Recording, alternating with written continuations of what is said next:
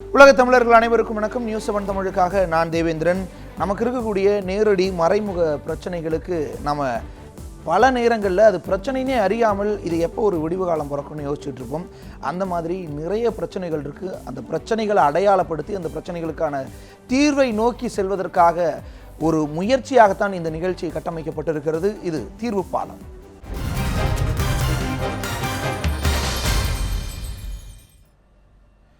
தீர்வுபாலம் நிகழ்ச்சியில் இன்றைய தினம் நாம் பார்க்கக்கூடிய விஷயம் அப்படிங்கிறது விளையாட்டுத்துறை சார்ந்தது. நம்முடைய ஆதங்கம் எப்பொழுதுமே ஒலிம்பிக்கோ அல்லது வேறு ஏதேனும் சர்வதேச போட்டிகளின் போதோ இந்தியா ஏன் இவ்வளோ பின்தங்கி இருக்குது அப்படிங்கிறது தொடர்ச்சியாக நம்முடைய ஆதங்கமாக இருக்குது. ஆனால் அந்த ஆதங்கத்திற்கு பின்னால் இருக்கக்கூடிய உண்மையான ஒரு விஷயமா இருக்கக்கூடியது விளையாட்டுத்துறை. விளையாட்டுத்துறை பல கோடி ரூபாய் ஒதுக்கீடு செஞ்சு விளையாட்டுத்துறையை மேம்படுத்துவதற்காக முயற்சி மேற்கொண்டுட்டு இருக்க அரசு. ஆனால் அதை தாண்டி இன்னமும் ஏன் ஒரு பெரிய நிலையை, ஒரு சர்வதேச நாடுகளுக்கு இணையான விளையாட்டு தரத்தை நம்மால் பெற முடியல அப்படிங்கிறது ஒரு மிகப்பெரிய கேள்வியாகவே இருந்துட்டு இருக்கு. களத்தில் சென்று பயணிக்கலாம், அங்கே இருக்கக்கூடிய நிலைமை என்ன, உண்மையாகவே நம்முடைய இளைஞர்களுக்கு விளையாட்டுத்துறை சார்ந்த பல்வேறு விஷயங்கள், அடிப்படை விஷயங்கள்லாம் போய் சேர்ந்திருக்கா, நம்முடைய விளையாட்டுத்துறையினுடைய நிலை எந்த அளவுக்கு இருக்கு அப்படிங்கிறது பார்க்கலாம். முதலாவதாக கன்னியாகுமரி மாவட்டத்தில் இருக்கக்கூடிய நிலை என்ன, இந்த தொகுப்பில் பார்க்கலாம். பள்ளி, கல்லூரி மற்றும் இளைஞர்கள் விளையாட்டிற்காக அனைத்து வசதிகளுடன் கூடிய விளையாட்டு திடல் வேண்டும் என்பது கரூர் மாவட்ட இளைஞர்கள் மற்றும் விளையாட்டு வீரர்களின் நீண்ட நாள் கனவாக இருந்து வந்தது. பல ஆண்டுகளாக வைக்கப்பட்ட கோரிக்கையின் பேரில் கடந்த 2014-15ஆம் ஆண்டு 1.90 கோடி ரூபாய் மதிப்பில் கரூரில் மாவட்ட விளையாட்டு அரங்கம் அமைக்கப்பட்டது. இந்த திடலில் ஓட்டப்பந்தயம், நீளம் தாண்டுதல், உயரம் தாண்டுதல் உள்ளிட்ட தடகள விளையாட்டுகளும், கைப்பந்து, கூடைப்பந்து, இறகு பந்து, ஹாக்கி, கிரிக்கெட், நீச்சல் குளம் உள்ளிட்ட பல்வேறு விளையாட்டுகள் விளையாடும் கட்டமைப்பு வசதிகளுடன் அமைக்கப்பட்டது. இதனால் கல்லூரி மாணவர்கள், இளைஞர்கள் மற்றும் விளையாட்டு வீரர்கள் என அனைவரும் மிகுந்த மகிழ்ச்சியுடன் வரவேற்றனர்.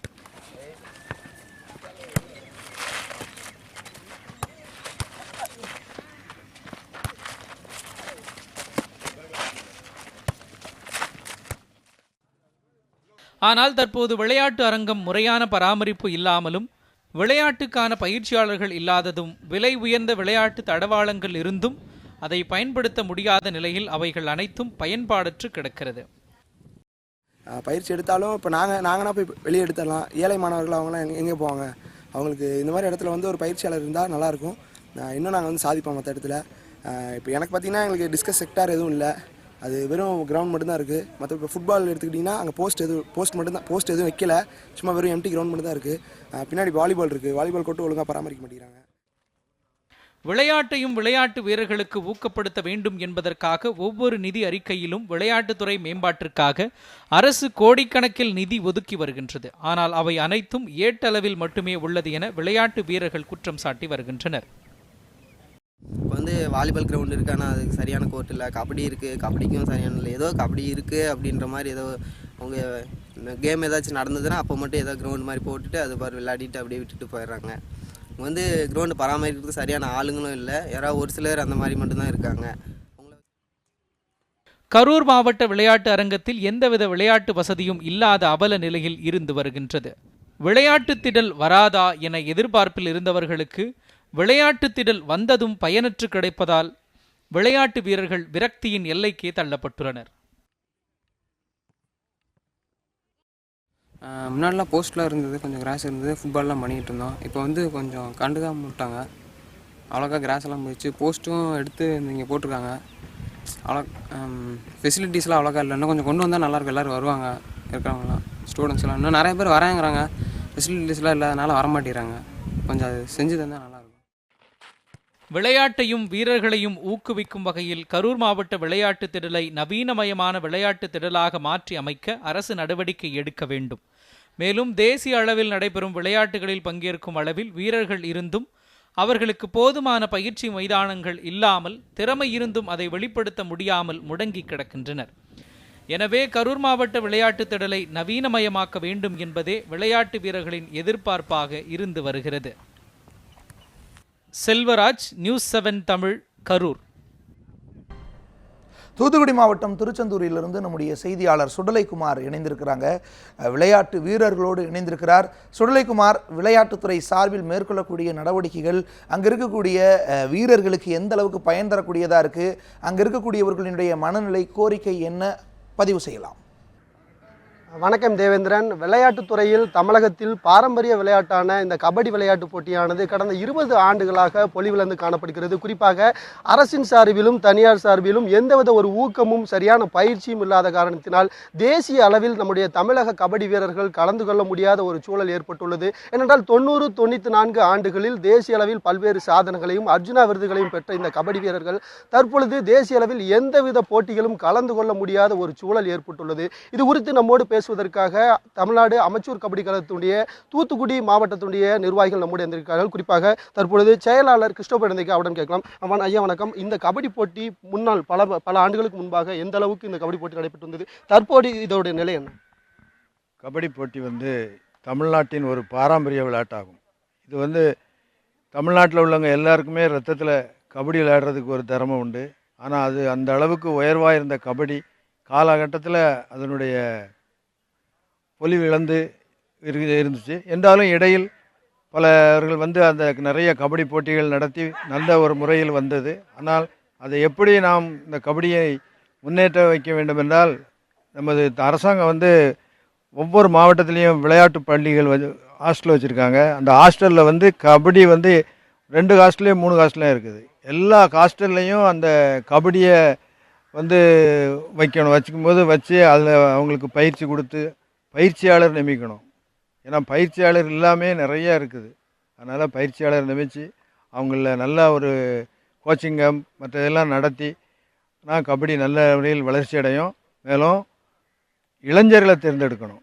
இப்பொழுது இந்திய அணியில் பார்த்தா, இந்திய அணியில் விளையாடுறவங்க எல்லாருமே 30 வயசு 35 வயசுக்காரங்க இருக்காங்க. அந்த நிலை மாறணும்னா சின்ன வயசுலேருந்தே அந்த விளையாட்டு வீரர்களை தேர்ந்தெடுக்கணும். அவர்களுக்கு பயிற்சி கொடுத்து அவர்களை ஒரு சிறந்த விளையாட்டு வீரர்களாக மாற்றினா இந்திய கபடி அணி ஒரு நல்ல நிலைமைக்கு வர்றதுக்கு ஒரு வாய்ப்பு இருக்குது. தேவேந்திரன், அதாவது இந்த கபடி விளையாட்டு போட்டியை இன்னும் மேம்படுத்துவதற்கு என்னென்ன பணிகள் மேற்கொள்ள வேண்டும், என்னென்ன நடவடிக்கைகள் எடுக்கப்பட்டுள்ளது என்பது குறித்து தூத்துக்குடி மாவட்டத்துடைய அமெச்சூர் கபடி கழகத்துடைய தலைவரும் திருச்செந்தூர் சட்டமன்ற உறுப்பினருமான அனிதா ராதாகிருஷ்ணன் அவர்கள் நம்முடைய அவரிடம் கேட்கலாம். ஐயா வணக்கம். இந்த கபடி போட்டியை மேம்படுத்துவதற்கு என்ன மாதிரியான நடவடிக்கைகள் எடுக்க வேண்டும், அரசின் சார்பில் நீங்கள் வைக்கக்கூடிய கோரிக்கைகள் என்ன? முதலில் நாங்கள் சொல்வது என்னவென்று சொன்னால், இது கபடி என்பது தமிழர்களுடைய பாரம்பரிய விளையாட்டு, தமிழர்களுடைய வீர விளையாட்டு. இந்த விளையாட்டை உற்சாகப்படுத்த வேண்டும் என்ற எண்ணத்தில் இன்றைக்கு எங்களுடைய மாவட்ட அமெச்சூர் கபடி கழகத்திலிருந்து பள்ளியில் இருக்கின்ற மாணவர்களிலிருந்து கல்லூரி படிக்கின்ற மாணவர்கள் வரை, இளைஞர் வரை தொடர்ந்து பல்வேறு போட்டிகளை நடத்தி, பல்வேறு கோச் கேம்புகள் நடத்தி அவர்களுக்கான விளையாட்டை ஊக்கப்படுத்துகின்ற வகையிலே எந்த மாநிலத்தில் எந்த இடத்தில் நடந்தாலும் அவர்களை அனுப்பி அவர்களுக்கான விளையாட்டை ஊக்கப்படுத்த வேண்டும் என்ற வகையில் நடவடிக்கை எடுத்து வருகின்றோம். அந்த வகையில் இன்றைக்கு பல்வேறு நல்ல விளையாட்டு வீரர்கள் இருக்கின்றார்கள். குறிப்பாக சொல்ல வேண்டும் என்று சொன்னால், இவர்கள் பள்ளியிலிருந்து கல்லூரியிலிருந்து வரையும் பயிற்சி பெறுகின்ற மாணவர்களாக உருவாக்கப்படுவார்கள் என்று சொன்னால்தான் கபடி வளர்ச்சி அடைந்தாகும். குறிப்பாக சொல்ல வேண்டும் என்று சொன்னால், இந்த கல்லூரியில் படிக்கின்ற மாணவர்கள் அவர்கள் கல்லூரியை படித்து முடிக்கின்ற போது, விளையாடுகின்ற போது அவர்களுக்கு அரசு அலுவலகத்தில் வேலை வாய்ப்பை கொடுக்கின்ற வகையிலே டிரான்ஸ்போர்ட்டிலாக இருந்தாது, காவல்துறையிலாவது இல்லாது எலக்ட்ரிசிட்டியிலாவது இதற்கு முன்னால் கொடுத்து வந்தார்கள். அது இடையிலே தொடர்ந்து அவர்களுக்கான வாய்ப்பை வழங்காத ஒரு நிலை ஏற்பட்டதன் காரணமாக அந்த விளையாட்டு என்பது ஒரு சிறிய தொய்வு ஏற்பட்டது. குறிப்பாக சொல்ல வேண்டும் என்று சொன்னால், இன்னும் இருக்கின்ற நிறைய தமிழ்நாட்டை பொறுத்தவரையில் நிறைய பெரிய கம்பெனிகள் இருக்குது, பெரிய முதலாளிகள் இருக்கின்றார்கள். அதுவும் தமிழ் ஆர்வம் கொண்ட சிறந்த நடிகர்களும் இருக்கின்றார்கள். அவர்களெல்லாம் குறிப்பாக இன்றைக்கு ஸ்டார் டிவியில் ப்ரோ கபடிங்கிற இந்த வகையில் வட பகுதியில் இருக்கின்ற பெரிய நடிகர்களும் பெரிய தொழிலதிபர்களும் வீரர்களை தமிழ்நாட்டிலிருந்து ஒரு 2-3 வீரர்களை எடுப்பது, அதுபோல் வடபகுதியில் இருக்கின்ற வீரர்களெல்லாம் வைத்து விளையாட்டை நடத்தி இன்றைக்கி எல்லோரும் பார்க்கக்கூடிய ஒரு சூழ்நிலையை அங்கே உருவாக்கி அது ஒரு பார்க்க வேண்டும் என்ற ஆவலை தூண்டுகின்ற வகையில் ஸ்டார் டிவியில் இன்றைக்கு உருவாகிட்டு இருக்கு. ஆனால் தமிழ்நாட்டை பொறுத்தவரையில் தமிழ்நாட்டிலிருந்து ஏறக்குறைய சொல்ல வேண்டும் என்று சொன்னால் 6 உலகக்கோப்பை போட்டிகள் நடைபெற்றிருக்கின்றது. கடந்த 2 போட்டிகளில் தான் தமிழகத்தைச் சேர்ந்தவர், குறிப்பாக நம்முடைய தஞ்சை மாவட்டத்தைச் சேர்ந்த சேரல்நாதன் கடைசியில் நடந்த உலகப் போட்டியில் கலந்து கொண்டார். அதனால் அதற்கு முன்னால் நடந்ததில் குறிப்பாக சொல்ல வேண்டும் என்று சொன்னால் தமிழ்நாட்டைச் சேர்ந்தவர்கள் 4 பேர் 5 பேர் பங்கு கொள்கின்ற வகையிலே வீரர்கள் அன்றைக்கு உருவாக்கப்பட்டார்கள். இன்றைய நிலை இன்றைக்கு தமிழ்நாட்டிலே அந்த வீரர்கள் எல்லாம் இல்லாத நிலை, வீரர்கள் இருந்தாலும் அவர்களை கொண்டு செல்கின்ற பணிகளே இல்லாத நிலை இன்றைக்கு ஏற்பட்டிருக்கின்றது. ஆகவே பெரிய தமிழ் ஆர்வம் கொண்ட நடிகர்கள், அதுபோல பல்வேறு தொழில்களை வைத்து தொழில் அதிபர்களாக இருப்பவர்கள், பல்வேறு விளையாட்டை ஊக்கப்படுத்துகின்றவர்கள். இந்த கபடி தமிழருடைய பாரம்பரிய விளையாட்டு இன்றைக்கு தமிழருடைய பாரம்பரிய விளையாட்டாக இருந்த ஜல்லிக்கட்டை மீட்டது போல் இந்த கபடியும் தமிழகத்தை யாராலும் வெல்ல முடியாத நிலை உருவாக்கக்கூடிய வகையிலே அவர்கள் உருவாக்க வேண்டும் என்று நல்ல நடிகர்களையும் நல்ல தொழில் அதிபர்களையும் அதுபோல் அரசையும் இன்றைக்கு கேட்டுக்கொள்ள கடமைப்பட்டிருக்கின்றோம். எங்களுடைய செக்ரட்டரி சொன்ன மாதிரி மாவட்டந்தோறும் இன்றைக்கு இந்த விளையாட்டுத்துறையின் சார்பாக இது அமைந்திருக்கின்றது. அங்கே கபடியிலே விளையாடுகின்ற போது அவர்களுக்கு விளையாட்டு பயிற்சி அளிக்கக்கூடிய பயிற்சியாளர்கள் இருந்தால்தான் அந்த கபடியை இன்றைக்கு ஊக்கப்படுத்த முடியும். ஆகவே தமிழருடைய பாரம்பரிய விளையாட்டாக இருக்கின்ற இந்த கபடியை மீட்கின்ற பணிகளை அரசும் தமிழகத்திலே இருக்கின்ற தொழில் அதிபர்களும் தமிழகத்திலே இருக்கின்ற தமிழ் ஆர்வம் கொண்ட பெரிய நடிகர்களும் அவர்களுக்கு ப்ரோ கபடியில் ஒரு டீமை எடுத்து அதிலே தமிழகத்தைச் சேர்ந்த அத்தனை பேரும் பங்கு கொள்கின்ற ஒரு நிலையை உருவாக்கினாலே கபடி அபராதமாக வளர்ந்துவிடும். அது மட்டுமல்ல, உலகக்கோப்பையிலே பங்கு பெறுகின்ற போது 3 பேர் தமிழகத்தைச் சேர்ந்தவர்கள் விளையாடினார்கள் என்ற பெருமையும் ஏற்படும் என்பதை நான் இங்கு குறிப்பிட்டு சொல்ல கடமைப்பட்டிருக்கின்றேன். கண்டிப்பாக தேவேந்திரன் அவர்கள் கூறிய கருத்துக்களை கேட்டிருப்பீங்க. இந்தியாவில் உலக அளவில் தமிழக வீரர்கள் பல்வேறு சாதனைகளை புரிந்துள்ளனர். தற்போது இந்த கபடியினுடைய நிலை ஒவ்வொரு மாவட்டத்திலும் தமிழக விளையாட்டு மேம்பாட்டுத்தில் சார்பில் ஏற்படுத்தப்பட்டுள்ள அந்த அலுவலகங்களில் அந்த பயிற்சியாளர்கள் இதுவரை நியமிக்கப்படவில்லை. அவர்கள் பயிற்சியாளர் நியமிக்கப்படணும். பல்வேறு துறைகளில் இவர்களுக்கான கோட்டாக்கள் ஒதுக்கினால் மட்டுமே இந்த கபடியில் பங்கேற்பதற்கு மாணவர்களுடைய ஊக்கம் அதிக அளவில் இருக்கும். அந்த கோரிக்கையை தான் தொடர்ந்து அனிதா ராதாகிருஷ்ணன் எம்எல்ஏ அவர்களுக்கு முன்வைத்துள்ளார்கள். மேலும் ஒரு கோரிக்கை அவரிடம் கேட்கலாம். அது மட்டுமல்ல, இந்த கபடியின் மூலம்தான் இன்றைக்கு இந்தியாவிலே உலக கோப்பையை வெல்லுகின்ற ஒரு அணி இருக்கின்றது என்று சொன்னால் கபடி அணிதான் வெல்லுகின்றது என்று நிலை பெற்றிருக்கின்றது. குறிப்பாக தமிழகத்தைச் சேர்ந்த மாதிரி ஆசியாவில் போட்டியிலே பங்கு பெற்றிருந்த நம்முடைய ராஜரத்னம், கன்னியாகுமரி மாவட்டத்தைச் சேர்ந்த ராஜரத்னம், நம்முடைய மாவட்டத்தைச் சேர்ந்த மணத்தி கணேசன், அதுபோல தஞ்சை மாவட்டத்தைச் சேர்ந்த சேரல்நாதன், இவர்களெல்லாம் இன்றைக்கு பல்வேறு வகையில் சிறப்பு பெற்றிருந்தாலும் மணத்தி கணேசன் அவர்களும் அதுபோல நம்முடைய ராஜரத்னம் அவர்களும் அர்ஜுன் அவார்டு பெற்று பெருமை பெற்ற வீரர்களாக திகழ்ந்த வரலாறுகள்லாம் உண்டு. அந்த வரலாறுகளை மீண்டும் தமிழகத்தில் ஏற்படுத்துவதற்கு அரசும் தொழில் அதிபர்களும் தமிழ் ஆர்வம் கொண்ட நடிகர்களும் விளையாட்டு ஆர்வம் கொண்ட நடிகர்களும் அதை செய்ய வேண்டும் என்ற கோரிக்கையை இந்த நம்முடைய 7th சேனல் டிவி மூலம் உங்களுக்கு கோரிக்கையாக வைக்க கடமைப்பட்டிருக்கின்றேன். கண்டிப்பாக தேவேந்திரன் அவர்கள் கூறிய கருத்துக்களை கேட்டிருப்பீங்க. இந்த கபடி போட்டிக்கு தேவையான அனைத்து நடவடிக்கைகளும் தமிழக அரசும் பல்வேறு தொழிற்சாலைகளைச் சேர்ந்த நிறுவனர்களும் எடுக்க வேண்டும் என்பதுதான் இவருடைய கோரிக்கையாக இருக்கின்றது. தேவேந்திரன், தமிழகத்தினுடைய மேற்கு தொடர்ச்சி மலை அடிவாரத்தில் இருக்கக்கூடிய மேட்டுப்பாளையம் பகுதியில் விளையாட்டு வீரர்களினுடைய நிலை என்ன? குறிப்பாக அங்கு சைக்கிள் பந்தய வீராங்கனைகள் உருவாகிட்டு இருக்காங்க. ஆனால் அவங்களுக்கு பல தடங்கல்கள் இருக்கு. என்னென்ன தடங்கல்கள் இந்த தொகுப்பில் பார்க்கலாம். கோவை மாவட்டம் மேட்டுப்பாளையத்தை அடுத்த காரமடை அருகே உள்ள புஜங்கனூர் பகுதியைச் சேர்ந்த விவசாயி சண்முக சுந்தரத்தின் மகள் ஹரிப்பிரியா. ஏழை விவசாய குடும்பத்தைச் சேர்ந்த இந்த பெண்ணுக்கு விளையாட்டில் ஏதாவது சாதிக்க வேண்டுமென எழுந்த ஆர்வத்தால் தனது 9வது வயதில் சைக்கிள் போட்டியில் மிகவும் ஆர்வத்துடன் கலந்து கொண்டு வருகிறார். இதனை கண்டு அவரது பெற்றோர் மற்றும் ஆசிரியர்கள் அவளது திறமையை ஊக்குவித்து வருகின்றனர். ஹரிப்பிரியா மாவட்ட, மண்டல மற்றும் மாநில அளவிலான சைக்கிள் போட்டிகளில் பங்கேற்று சாதனை படைத்துள்ளார். இதேபோல் காரமடை பகுதியைச் சேர்ந்த வர்ஷினி, மைதிலி உள்ளிட்ட 3 மாணவிகள் கடந்த ஆண்டு நடைபெற்ற மத்திய அரசின் கிராமப்புற விளையாட்டு மேம்பாட்டு போட்டிகளில் தங்களது திறமைகளை வெளிப்படுத்தியுள்ளனர். ஏழை விவசாயியான தனது மகளின் ஆர்வத்தை புரிந்து கொண்டாலும் அவளுக்கு பொருளாதார ரீதியாக தன்னால் எதுவும் செய்ய இயலவில்லை என வேதனைப்படுகின்றனர் அவரது பெற்றோர். டிஸ்ட்ரிக்ட் லெவலில், ஜோனலில், ஸ்டேட் லெவலெல்லாம் போய் வின் பண்ணிட்டு வந்திருக்குது. இதெல்லாம் ப்ரைஸ் எல்லாம் ஃபுல்லாக வாங்கிட்டு வந்திருக்குது. அப்புறம் அதுக்கு மேற்கொண்டு இன்னும் அதுக்கு மேலே ஸ்டெப் எடுத்து நல்ல முறைக்கு வரணும் அப்படின்னு சொல்லி ஆசைப்படுதுங்க. நாங்களும் அதுக்கு உற்சாகம் கொடுக்குறோம். நம்மளுக்கு கொஞ்சம் ஏழ்மையான குடும்பத்தில் இருக்கிறதுனால இந்த சைக்கிள் எல்லாம் வாங்குறதுக்கு உண்டான இது 1,00,000 ரூபா வரைக்கும் சைக்கிள் விலை வருது. அதனால் வாங்குறதுக்கு உண்டான அது முடிகிறது இல்லைங்க. சரி, ஏதோ பார்த்து நீங்கள் ஹெல்ப் பண்ணி ஏதோ கொடுத்தீங்க அப்படின்னு சொன்னால் இன்னும் மேலும் மேலும் வளர்ந்து நல்ல முறைக்கு பேர் எடுத்து கொடுப்போம். ஹரிப்ரியா, மைதிலி உள்ளிட்ட மாணவிகள் தங்களுக்கு என தனித்திறமையை வளர்த்த போதும் அவர்களுக்கான பொருளாதார பின்னடைவினால் அவர்கள் தேசிய அளவிலான போட்டிகளில் பங்கேற்கும் தங்கள் கனவினை இழந்திருக்கிறார்கள். இதற்கு காரணம் தற்போது சைக்கிள் போட்டிகளில் பங்கேற்க லட்சக்கணக்கில் செலவு செய்து நவீன சைக்கிள்கள் வாங்க வேண்டியுள்ளது. ஆனால் இவர்களால் சாதாரண ஸ்டீல் சைக்கிளை தான் பயன்படுத்த முடிகிறது. கார்பன் என்னும் வகையினைச் சேர்ந்த சைக்கிள் மொத்த எடை 6 கிலோ தான். ஆனால் நமது மாணவிகள் பயன்படுத்தும் இந்த சைக்கிள்களின் எடை 15 முதல் 20 கிலோ கொண்டதாக உள்ளது. இருந்தாலும் தங்களுக்குள் இருக்கும் திறமை மற்றும் விடாமுயற்சி காரணமாக இந்த சைக்கிளினை பயன்படுத்தி நாள்தோறும் 20 கிலோமீட்டர் வரை பயிற்சி மேற்கொண்டு வருவதாக கூறுகிறார் மாணவி ஹரிப்ரியா. ஏன்னா எங்களுக்கு வந்து சைக்கிள் இல்லை, எங்ககிட்ட வந்து single gear cycle, steel cycle தான் இருக்குது.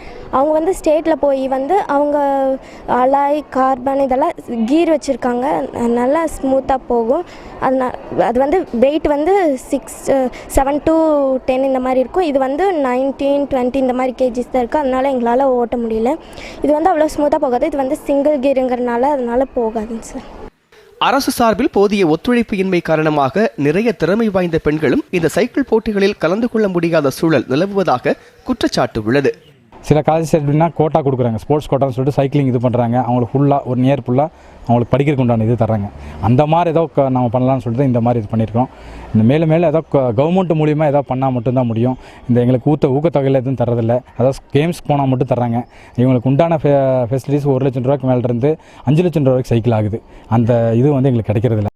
தங்கள் திறமைகளுக்கான அங்கீகாரம் வாய்ப்புகள் அளிக்கப்பட்டாலும் போதிய சைக்கிள் வசதியின்மை காரணமாக தேசிய அளவிலான போட்டிகளில் பங்கேற்றும் தங்களால் சாதிக்க முடியாத நிலைக்கு தள்ளப்பட்டதாகவும், தமிழகத்தில் ஏராளமான பெண்கள் சைக்கிள் விளையாட்டினை மேற்கொண்டாலும் பொருளாதார நிலைமையே அவர்களை கைவிட செய்வதாக கூறுகிறார் தேசிய அளவிலான போட்டியில் பங்கேற்ற மாணவி வர்ஷினி.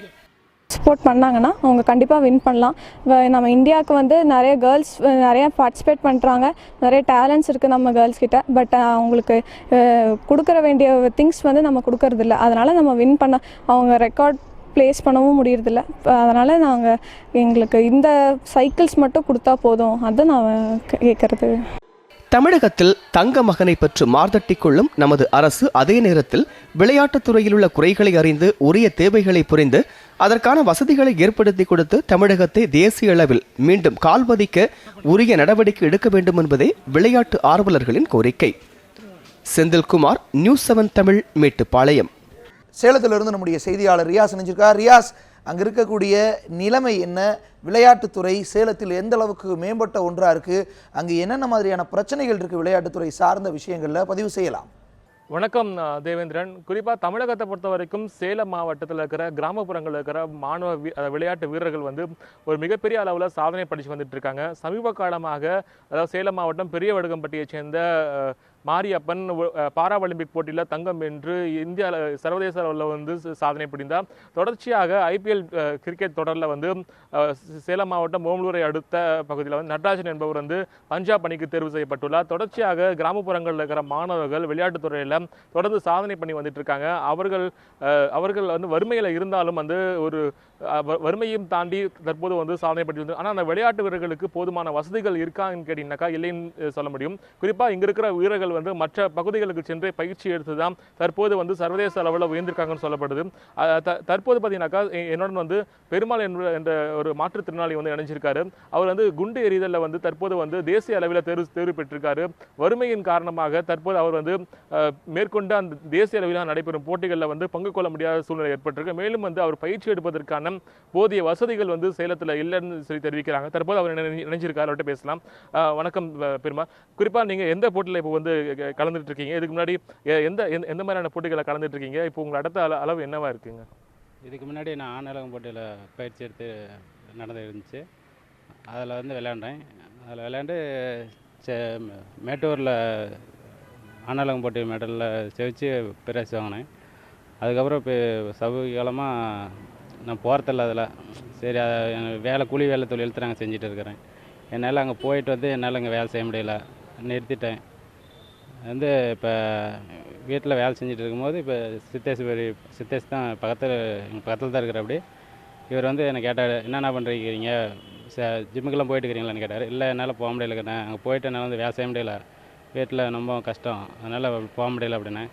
சரி குண்டெறிதி போட்டு இருக்குதுண்ணா, அதில் வேணால் கலந்துக்கிறீங்களா, அதில் கலந்துட்டிங்களா உங்களுக்கு நல்ல பர்ஃபார்மன்ஸ் இருக்குது, செய்ய முடியுமா உங்களால் அப்படின்னு. சரிங்கண்ணே செய்கிறேன், அது என்ன பண்ணணும் அப்படின்னு. டெய்லியும் வந்து நீ பயிற்சி எடுக்கணும், அங்கே வந்துட்டேன் அப்படின்னு. அப்படி சரிங்கண்ணே வரேன் அப்படின்னு ஒரு ஒரு மாத அளவில் நான் போய் பயிற்சி எடுத்துக்கிட்டு இருந்தேன். அப்போ வந்து காரைக்குடியில் மேட்ச் நடந்துச்சு. அதில் என்னால் போய் கலந்துக்க முடியல, இருந்தாலும் போய் பார்த்தேன். என்ன மாரி நிறையா பேர் அதில் கலந்துருந்தாங்க, அவங்கெல்லாம் விளையாண்டுக்கிட்டு இருந்தாங்க. அப்போ நான் பார்த்தேன், சரி நம்மளால தான் முடியலன்னா நம்மள மாரி இருக்கிறவங்களும் இந்த இது விளையாடுறாங்க, நம்மளாலேயும் முடியுமே அப்படின்னு நினச்சிட்டு நான் பயிற்சி எடுத்துக்கிட்டு இருந்தேன். அப்போ எடுக்கும்போது தான் சென்னையில் நடந்துச்சு. இப்போ 21ஆம் மேட்ச்சு, அது கூப்பிட்டு போனேன் அப்படி சித்தேஷ். அங்கே போய் நான் இப்போ கீழே தான் உட்காந்து நான் பயிற்சி எடுத்துக்கிட்டு இருந்தேன், அந்த குண்டு தூக்கி போட்டுட்டு. அப்போ வந்து என்னால் வந்து ஒரு 8 மீட்ரு போட முடிஞ்சிச்சு கீழே உட்காந்து. அங்கே போய் பார்த்தா சேரில் உட்காந்து போட சொல்லிட்டாங்க.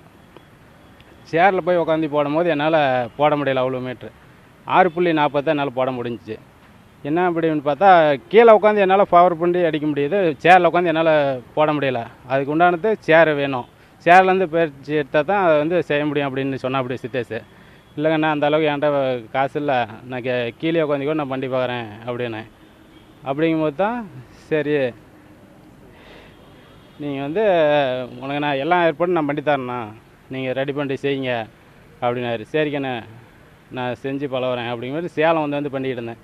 சேலம் என்னால் வர முடியல, வீட்டிலே தான் நான் பண்ணிக்கிறேங்கண்ணே. அப்படிங்கும்போது தான் சித்தேஷன்ட்டு உனக்கு வேணுங்கிறது நான் செஞ்சு தரேண்ணா, நீ வீட்டிலே கூட செய்யுங்க அப்படின்னு சொல்லினேன். அப்படி சரிங்கண்ணே அப்படின்ட்டு. தேவேந்திரன் குறிப்பாக குண்டு எறிதல் போட்டியில் தற்போது தேசிய அளவில் வந்து தேர்வு செஞ்சிருக்கார். ஆனால் இவர் வறுமையின் காரணமாக அந்த போட்டியில் வந்து இவரால் கலந்துக்க முடியல. அதே போல் பயிற்சி உபகரணங்கள் வந்து போதிய அளவு இல்லாதால வந்து முறையாக பயிற்சி இவரால் பெற முடியல. அதே போல் இவரோட பயிற்சியாளர் சித்தேஸ்வரன் நம்ம இணைஞ்சிருக்காரு. சார் நீங்கள் சொல்லுங்கள், இவருடைய குடும்ப நிலைமை எப்படி இருக்குது? இவர் தேசிய அளவில் போட்டியில் தேர்வாயிருக்காரு, அவருடைய ஃபியூச்சர் பிளான் என்னவா இருக்குங்க? இல்லை சார், இவர் பார்த்தீங்கன்னா ரொம்ப புவர் ஃபேமிலி தான். வந்திருக்க இடம் பார்த்தீங்கன்னா அவர் வந்து ஒரு வில்லேஜ், நானும் அவர் வீட்டு பக்கத்தில் தான் வரேன். சின்ன வயசுலேருந்தே வந்துட்டு இவர் ஊனமுட்டுவார். இவருக்கு வந்து அப்பா இல்லை, ஒரு அண்ணா ஒரு தங்கச்சி தான் இருக்காங்க. அவங்க வந்து ஃபேமிலியோட செட்டில் ஆகிட்டாங்க. இப்போ என்னன்னா இவருக்கு அடுத்த லைஃப் இவரால் என்ன பண்ணுறது ஏது பண்ணுறதுனே தெரியல. ஸோ அந்தமாரி சுச்சுவேஷன் தான் நான் ஒரு சின்ன வயசுலேருந்து பார்த்துட்ருக்கிறேன். ஸோ நானும் ஒரு ஸ்போர்ட்ஸ் பிளேயர் தான், international soft tennis player. So இவர் வாட்ச் பண்ணக்குள்ள நாங்கள் ஒரு கிரிக்கெட் விளையாண்டா கூட வீட்டு பக்கத்தில் இவர் வந்து உட்காந்து வாட்ச் பண்ணிகிட்டே இருப்பார். என்ன பண்ணுறேன், என்னை சேர்த்துப்பீங்களாடா, இல்லை நான் சும்மா பாலாக பொறிக்க போகிறேன், அந்தமாதிரி கேட்டுட்டு இருப்பார். அப்படின்னு பார்க்கல ஒரு காலகட்டத்தில் நான் இப்போ அவுட் ஆஃப் ஸ்டேஷன் நான் ஒரு மேட்ச் அப்படி போயிட்டு வந்து பார்க்கக்குள்ள என்னென்னா இவர் பாடி பில்டிங் பண்ணிட்டு இருந்தார்.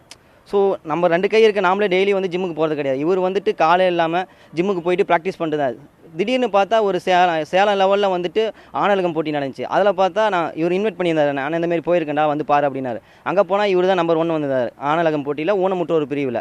ஸோ அதுக்கப்புறம் பார்த்தா இவர் அதில் ரெண்டெல்லாம் கான்சன்ட்ரேட் பண்ணிட்டு இருந்தார். திடீர்னு என்ன பண்ணிட்டார், அப்படியே நின்றுட்டார். ஃபேமிலி சுச்சுவேஷன், ஏன்னா அவங்க ஃபேமிலிலாம் கல்யாணம் ஆகிட்டு அப்படி போயிட்டாங்க. ஸோ இவருக்கு என்னென்னா அடுத்த ஃபேமிலி, இவருக்கு ஃபேமிலி எது இல்லாதனால என்னென்னா இவர் ரொம்ப மன உடைச்சிட்டு ஆகிட்டார். எப்படின்னா ஒரு கல்யாணம் கூட ஆகலை, அந்தமாரி ஒரு சுச்சுவேஷன் இருந்தார்.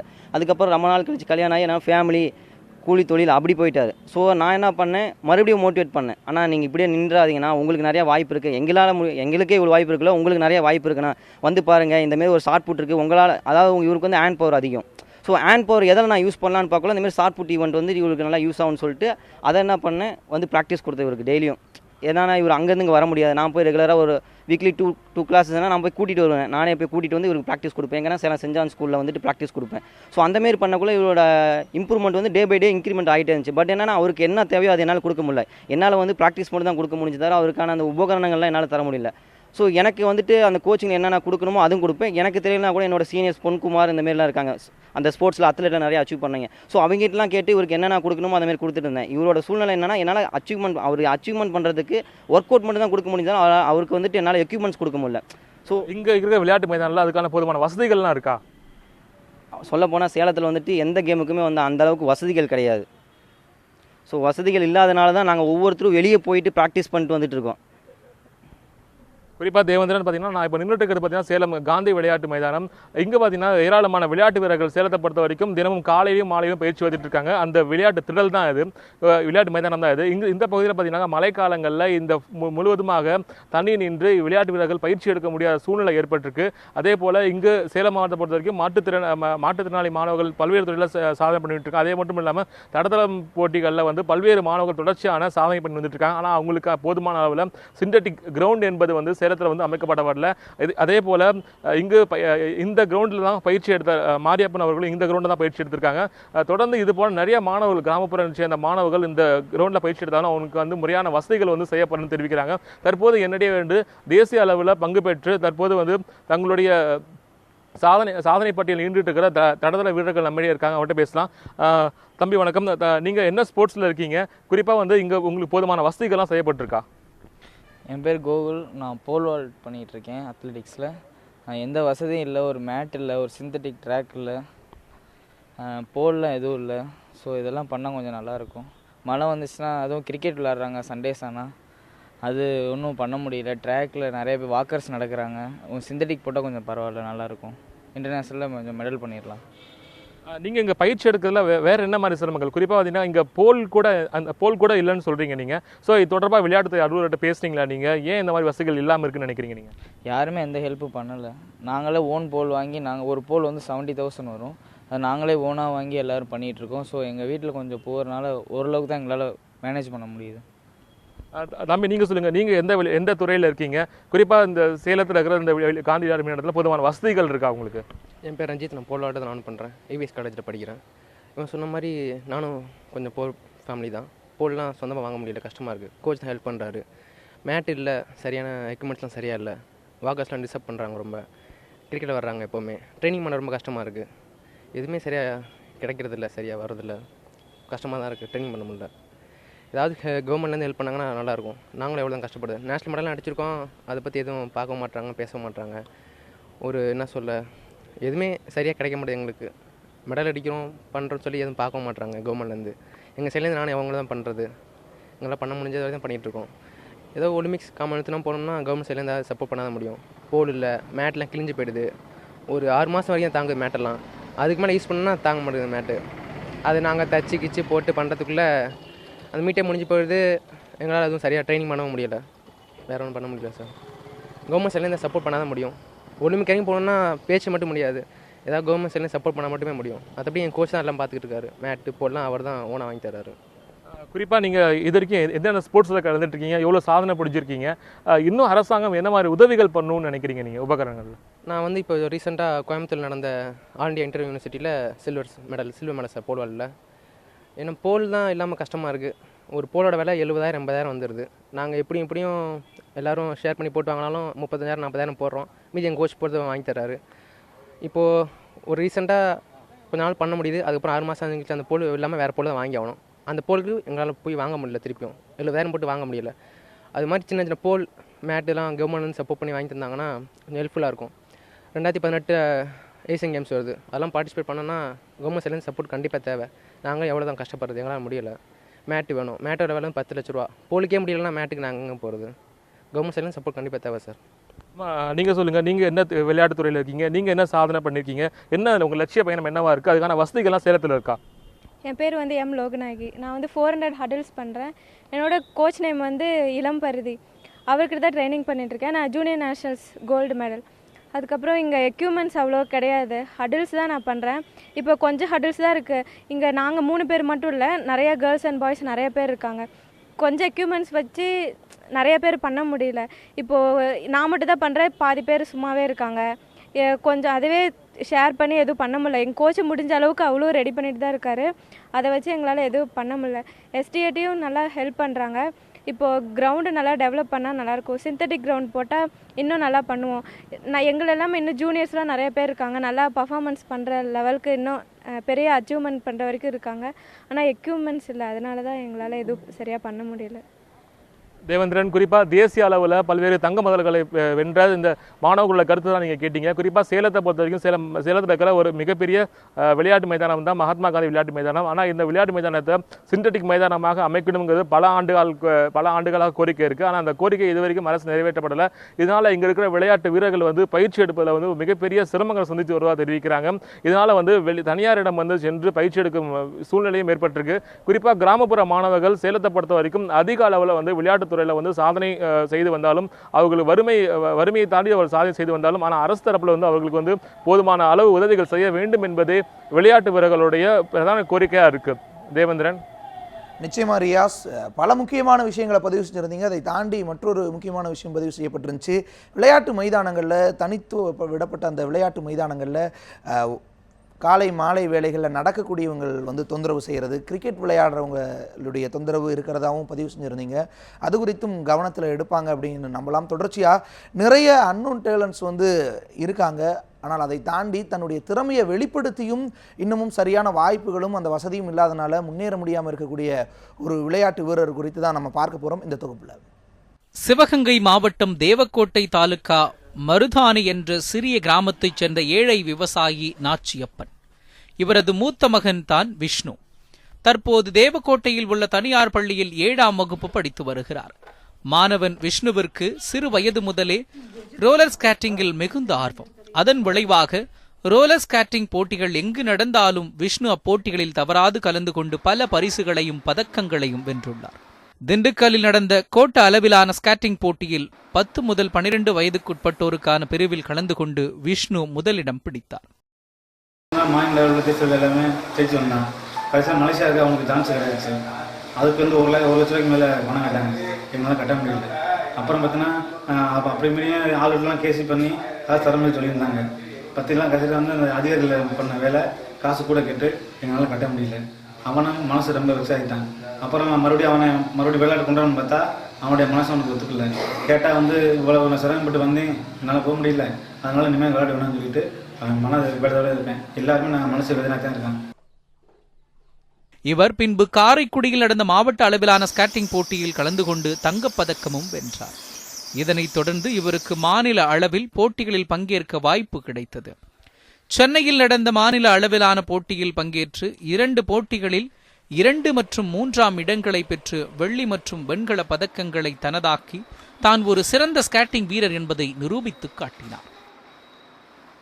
நல்லா விளையாண்டாப்புல சொன்னாப்புல அதுக்கு முயற்சி யாரும் பண்ணல. வெளிநாட்டுக்கு போகிறதுக்கு இந்த அரசாங்கம் வந்து முயற்சி செஞ்சிருந்தா இன்னைக்கு பெரிய லெவலில் ஒரு இதாக இருக்குது.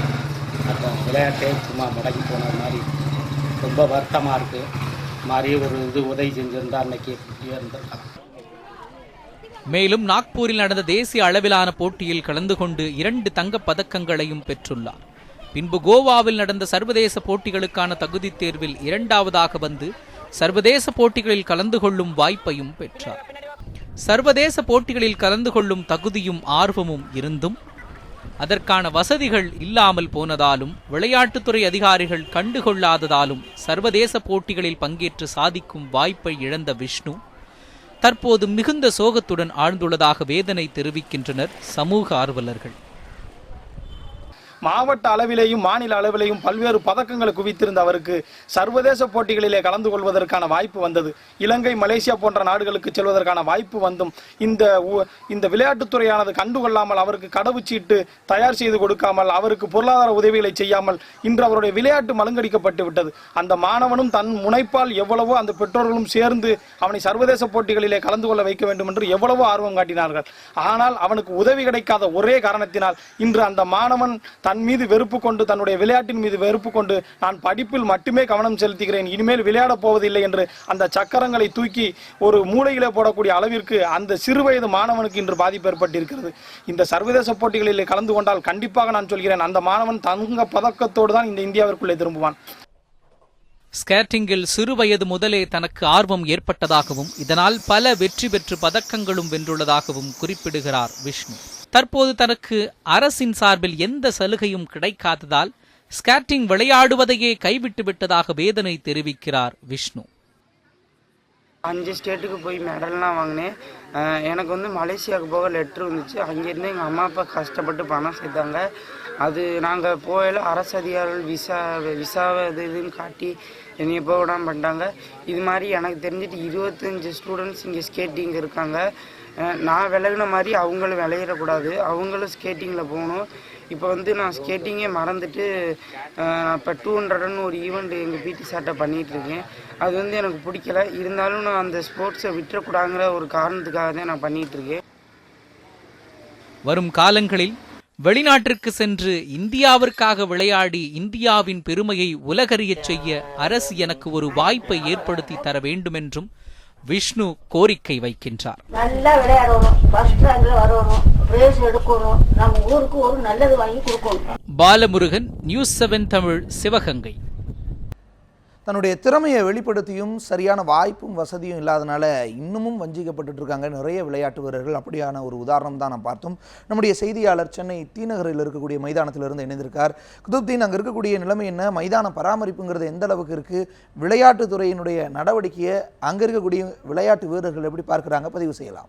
நிச்சயமாக தேவேந்திரன், தமிழகத்தை பொறுத்தவரை மற்ற மாநிலங்களை ஒப்பிடும் பொழுது தமிழக அரசு விளையாட்டுத்துறைக்கு சிறப்பாகவே செய்து வருகிறது. முதலமைச்சர் கோப்பை விளையாட்டுப் போட்டி என்ற ஒரு திட்டம் இங்கு இருக்கிறது. இந்த போட்டியில் தமிழக அளவில் வெற்றி பெறக்கூடியவருக்கு 1 லட்சம் ரூபாய் பரிசுத் தொகை வழங்கப்படுகிறது. இது எந்த மாநிலத்திலுமே கிடையாது. குறிப்பாக குழு விளையாட்டை எடுத்துக்கொண்டால், இப்போ ஃபுட்பால், ஹாக்கி எடுத்துக்கொண்டால் 18 வீரர்கள் இருப்பார்கள். 18 வீரர்கள் அணியில் இருக்கக்கூடிய 18 வீரர்களுக்கும் தலா 1 லட்சம் ரூபாய் கொடுக்கப்படுகிறது. இப்படி சிறப்பாக தமிழக அரசு விளையாட்டுத்துறைக்கு செயல்படுத்தி வருகிறது. இருந்தாலும் வேறு என்னென்ன பிரச்சனைகள் இருக்குது என்பது குறித்து பேசுவதற்காக பயிற்சியாளர்கள், ஹாக்கி பயிற்சியாளர் ராஜா நம்மோடு இருக்கிறார். அதேபோல் வில்வித்தை பயிற்சியாளர் உதயகுமார் இருக்கிறார். வில்வித்தை சீனியர் பிளேயர் சுகன்யா இருக்கிறாங்க. ராஜேஷ் இருக்கிறாங்க, யங் பிளேயர். உங்கள்கிட்ட எல்லாம் கேட்கலாம். ராஜா, பள்ளிகள் லெவலில் விளையாட்டு வீரர்கள் சிறப்பாக தங்களுடைய திறமைகளை வெளிப்படுத்தி வரும்பொழுது, கல்லூரிக்கு வரும்பொழுது அவங்களுடைய விளையாட்டு திறமை பாதிக்கப்படக்கூடிய ஒரு பிரச்சனை இங்கே இருக்குது. என்ன காரணம்? பள்ளி விளையாட்டில் விளையாடும்போது அவங்களுக்கு மிக முக்கிய காரணம் அவங்க இன்ஜினியரிங் சீட்டு ப்ரிஃபர் பண்ணி போயிடுறாங்க. அதுக்கு மேலே ஆர்ட்ஸு சூஸ் பண்ணுறதுக்கு அவங்க பேரண்ட்ஸு அலோவ் பண்ணுறதில்ல. அதுக்கு அந்த இடத்துல என்ன தடுக்குதுன்னா, ஆர்ட்ஸு நாங்கள் விளையாட போகிற சமயத்தில் ஆர்ட்ஸு நாங்கள் சூஸ் பண்ணி கவர்மெண்ட் வேலை, நான் இப்போ ரயில்வேயில் ஒர்க் பண்ணுறேன், ஐசிஎஃப்பில் ஒர்க் பண்ணுறேன், நான் ஆர்ட்ஸை சூஸ் பண்ணேன். இப்போ இருக்கிற பசங்களுக்கு வேலைவாய்ப்பு மிக குறைவாக இருக்கிறதுனாலையும் அவங்க பெற்றோர்களுடைய ஒரு கம்பல்சரினால் அவங்க சொல்கிற பேச்சை கேட்குறதுனாலையும் அவங்க இன்ஜினியரிங் போயிடுறாங்க. அப்புறம் பள்ளி விளையாட்டுக்கு அப்புறம் இன்ஜினியரிங்கில் உங்களுக்கே தெரியும், நிறைய இன்ஜினியரிங் காலேஜ் இங்கே இருக்கிறதுனால அவங்க விளையாட்டு அந்த இடத்துலேயே முடிவடைஞ்சிடுது. ஃபர்தராக போக முடியல. இதுக்கு என்ன பண்ணணும்னா, நம்ம தமிழக அரசு வேலை வாய்ப்புகளை நிறைய உருவாக்கி தரணும். பேங்க்கெலாம் நிறைய ஸ்டாப் பண்ணிட்டாங்க. இப்போ நாங்கள் விளையாடுற காலத்தில் வருஷத்துக்கு 10 டிபார்ட்மெண்ட்டும் 3 அப்பாயின்மெண்ட் போடுவாங்க. So 30 appointment. So every year 30 player job opportunity கிடைக்குது, அவன் வேலை வாங்குகிறான். அதை நம்பி எல்லாரும் பிளேயராக ஆனாங்க, நிறைய பேர் வந்தாங்க. இப்போ அது மாதிரி கிடையாது. 4 வருஷத்துக்கு ஒரு தடவை 2 அப்பாயின்மெண்ட் போட்டால் கிட்டத்தட்ட ஒரு 100 பிளேயர் ஆடுறான் எலைட்டாக. அவங்க 100 பிளேயரில் ஒரு 30 பேர் தகுதியானவன், அவனுக்கு வேலை கிடைக்கணும். என்ன பண்ணுவான்? இதை பேஸ் பண்ணி பின்னாடி வர பேரண்ட்ஸ்லாம் பள்ளியோடு நிறுத்திடுறாங்க. இதுதான் காரணம். இப்போ உதயகுமார், பள்ளி கல்லூரிகளில் திறமையான விளையாட்டு வீரர்களாக இருந்தாலும் சர்வதேச அளவுக்கு போக முடியாத ஒரு பிரச்சனையும் தமிழ்நாட்டில் இருக்குது. எங்கே பிரச்சனை இருக்குது? அது ஒரு முக்கியமான காரணம் பார்த்தீங்கன்னா நம்மளோட அசோசியேஷன் தான் காரணம். நான் தமிழ்நாடு நான் இந்த சார்பில் விளையாட்டுத்துறை அமைச்சருக்கு நன்றி சொல்லிக்கிறேன். ஏன்னா அம்மாவோட திட்டத்தின்படி இப்போ கோபிச்செட்டிப்பாளையத்தில் அம்மாவோட பிறந்தநாள் இந்தியாவிலே முதல் முறையாக வில்வித்தையில் ப்ரைஸ் மணி டோர்னமெண்ட் நடத்தணும். அது பார்த்திங்கன்னா அவங்க கொடுத்த ஊக்கத்தாலையும் மொத்தம் 3,30,000 ரூபாய் எல்லாரும் வின் பண்ணாங்க. இந்த தமிழ்நாட்டு லெவலில் நடக்குது. நேஷனல் லெவலில் இன்டர்நேஷனல் போகிறதுக்கு என்ன பிரச்சனை? இன்டர்நேஷனல் போகிறதுக்கு பார்த்தீங்கன்னா அசோசியேஷன் சரியாக எடுத்து போகிறது தான் காரணமே. ஏன்னா தமிழ்நாடு கவர்மெண்ட் எல்லா ஸ்போர்ட்ஸுக்குமே 1 லட்ச ரூபாய் ப்ரைஸ் தொகை. இப்போ வில்வித்தை எடுத்துக்கிட்டிங்கன்னா அசோசியேஷனில் இப்போ பார்த்தீங்கன்னா கிராஸ் ரூட்டில் நம்ம டெவலப் பண்ணணும். எஸ்ஜிஎஃப்சி கேம்லேயே ஆர்ச்சரி கிடையாது. அது அசோசியேஷன் தான் கொண்டு வந்திருக்கணும். அதே மாதிரி தமிழ்நாட்டு இதுலேயும் இப்போ யூனிவர்சிட்டி லெவல்லையும் அவங்க இன்க்ளூட் பண்ணாதான் நாங்கள் பசங்க 1 லட்ச ரூபாய் ப்ரைஸ் பண்ணி ஜெயிக்கும் போது தான் அவங்களோட அன்றாட வாழ் தேவைப்படுது, நிறைய எக்ஸ்போசஸ் கிடைக்கும். அதுக்கப்புறம் தான் அவங்க இன்டர்நேஷனல் போகிறதுக்கும் ஈஸியாக இருந்திருக்கும். ஸோ இதுதான் பார்த்தீங்கன்னா இப்போ அசோசியேஷன் சரியா இல்லாதனால தான் பெரிய மேஜர் ட்ராபேக்காக இருக்குது எங்களுக்கு. தேவேந்திரன், இவர் குறிப்பிட்டது போல 2 பேருடைய கருத்து மொத்தமாக என்னென்னா, இங்கே தமிழகத்தில் விளையாட்டு சங்கங்கள் முறையாக செயல்படாதது, அங்கு அரசியல் கலப்பது விளையாட்டு வீரர்களுக்கு பெரிய துயரமாக இருக்கிறது. அதே போல் விளையாட்டு வீரர்களுக்கான வேலைகளை கொடுப்பதுங்கிறது ஒரு முக்கியமான பிரச்சனையாக இருக்கிறது. தேவேந்திரன், விளையாட்டுத்துறையினுடைய சமீபத்திய அறிவிப்புகள் என்னென்ன பணிகள் அவங்க ஈடுபட்டு இருக்காங்கிறது குறித்து பார்க்கலாம். தமிழகத்தை பொறுத்தளவு விளையாட்டுத்துறை அப்படிங்கிறது ஒரு 4 விஷயங்களை மேற்கொள்கிறாங்க. அதாவது தமிழ்நாடு விளையாட்டு மேம்பாட்டு ஆணையம், தேசிய மாணவர் படை, தமிழ்நாடு உடற்கல்வியியல் விளையாட்டு கழகம், அதே போல் விளையாட்டு பல்கலைக்கழகம். இந்த ஒரு 4 விஷயங்கள் அப்படிங்கிறது முதன்மையாக இருக்குது. அதே போல் விளையாட்டு விடுதிகளில் 7, 8, 9 மற்றும் 11ஆம் வகுப்புகளில் படிக்கக்கூடிய மாணவிகளுக்கு மாவட்ட மாநில அளவிலான தகுதி தேர்வு நடத்தப்பட்டு அவர்களுக்கு பயிற்சிகள் அளிக்கப்படுது. அதே போல் 29 விளையாட்டு விடுதிகள் மொத்தம் இருக்குது. அதில் கிட்டத்தட்ட 2060 மாணவ மாணவிகள் பயன்பெற்றுருக்காங்க. அதே போல் விளையாட்டு வல்லுநர்களால் 10 முதல் 14 வயதிற்குட்பட்ட திறன் வாய்ந்த 75 சிறுவர்கள் மற்றும் 50 சிறுமியர்கள் மாநில அளவில் தேர்வு செய்யப்படுறாங்க. அதே போல் தேர்ந்தெடுக்கப்பட்ட இந்த சிறுவர் சிறுமியர்களுக்கு சென்னை, திருச்சி, நெல்லை மற்றும் ஈரோடு ஆகிய 4 இடங்களில் சிறப்பு பயிற்சி அளிக்கப்படுது. விளையாட்டுத்துறை கட்டுப்பாட்டில் 11 சிறப்பு அகாடமிகளும் இயங்கிக்கிட்டு இருக்கு. சென்னை, திருவண்ணாமலை, நாகை, மதுரை, சிவகங்கை ஆகிய இடங்களில் இந்த 11 சிறப்பு அகாடமிகள் அமைந்திருக்கு. போலவே மாற்றுத்திறனாளிகளுக்கு மாநில அளவில் விளையாட்டுத்துறை மூலம் போட்டிகள் நடத்தப்படுது தனியாக. அதற்காக நிதியும் ஒதுக்கீடு செய்யப்படுது. கடற்கரை விளையாட்டிற்கு முக்கியத்துவம் அளிக்கக்கூடிய வகையில் மைதானங்கள் சமீபத்தில் அமைக்கப்பட்டு வருகிறது. அதே போல் கடற்கரை மாவட்டங்களில் தலா 2 லட்சம் செலவில் மைதானங்கள் அமைக்கவும் உத்தரவிடப்பட்டிருக்கு. அதே போல் அங்கு குழுக்கள் அமைக்கப்பட்டு இந்த போட்டிகளும் நடத்தப்படுகிறது. கடற்கரை சார்ந்த போட்டிகளும் நடத்தப்படுகிறது. தமிழகத்தில் விளையாட்டுத்துறை சார்ந்த அறிவிப்புகள் அப்படிங்கிறது பொழுது கடந்த ஆண்டு பட்ஜெட்டில் 2.5 கோடி ரூபாய் செலவில் ஒரு மின் நூலகம் விளையாட்டுத்துறைக்குன்னே அமைக்கணும், ஆய்வுகள் இந்த மாதிரியான விஷயங்களுக்காக அப்படிங்கிறது ஒரு விஷயம் பார்க்கப்பட்டது. அதே போல் 7 கோடி ரூபாய் செலவில் பாய்மர படகு அகாடமி துவங்குறதாகவும் அறிவிக்கப்பட்டிருந்துச்சு. ஆனால் இதெல்லாம் ஏட்டளவில் மட்டுமே இருக்குது. இன்னும் அரசாணையாக கூட வெளியிடப்படலை. இந்த மாதிரியான சூழ்நிலை தான் இருக்குது. நம்மிடையே தற்பொழுது செய்தியாளர் டார்வின் இணைந்திருக்கிறார். முன்னாள் IAS அதிகாரி கிறிஸ்துதாஸ் காந்தி அவரோடு இணைந்திருக்கிறார். டார்வின், விளையாட்டுத்துறை சார்ந்து பல மேம்பாட்டு பணிகள் நடக்குது. பல கோடி ரூபாய் ஒதுக்கீடு செய்யப்படுகிறது விளையாட்டுத்துறைக்குன்னு. ஆனாலும் இன்னமும் இங்கு அறியப்படாத விளையாட்டு வீரர்களே இன்னும் நிறைய இருக்கிறாங்க. அறிந்த விளையாட்டு வீரர்களும் சரியான பயிற்சி உபகரணங்கள் கூட இல்லாத நிலை இருந்துட்டு இருக்கு. விளையாட்டுத்துறை மேம்பாடு செய்வதற்கு என்னென்ன சங்கடங்கள், என்னென்ன சிக்கல்கள் இருக்கு, இதை எந்த அளவிற்கு மேம்படுத்துவதற்கான வாய்ப்பு இருக்கு, பதிவு செய்யலாம்.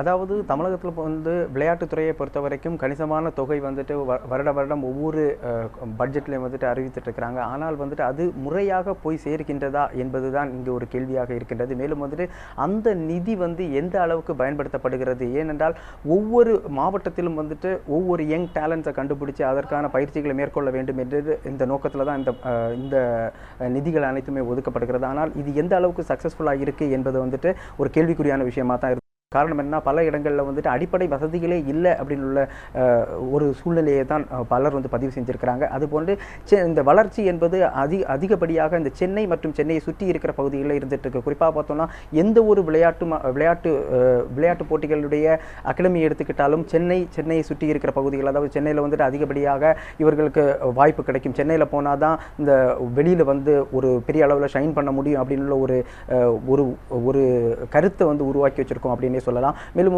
சென்னையில் இருக்கிற ஒவ்வொரு அகாடமியில் இருக்கிற ஃபெசிலிட்டிஸ் பிற மாவட்டங்களுக்கு கிடைப்பதில்லை. மேலும் இதை எப்படி நம்ம எதிர்கொள்ள போகிறோம்? மேலும் சர்வதேச அளவில் ஒரு பெரிய வீரர்களை உருவாக்க வேண்டும் என்றால் என்ன மாதிரிப்பட்ட ஒரு மேம்பாட்டு திட்டங்களை கொண்டு வர வேண்டும் என்பது பற்றி முன்னாள் விளையாட்டுத்துறை செயலாளர், அதாவது தமிழ்நாடுடைய முன்னாள் விளையாட்டுத்துறை செயலாளர் கிறிஸ்துதாஸ் காந்தி அவர்கள் நம்முடைய இருக்கிறார். அவர்கிட்ட கேட்டு தெரிஞ்சுக்கலாம். வணக்கம் சார்.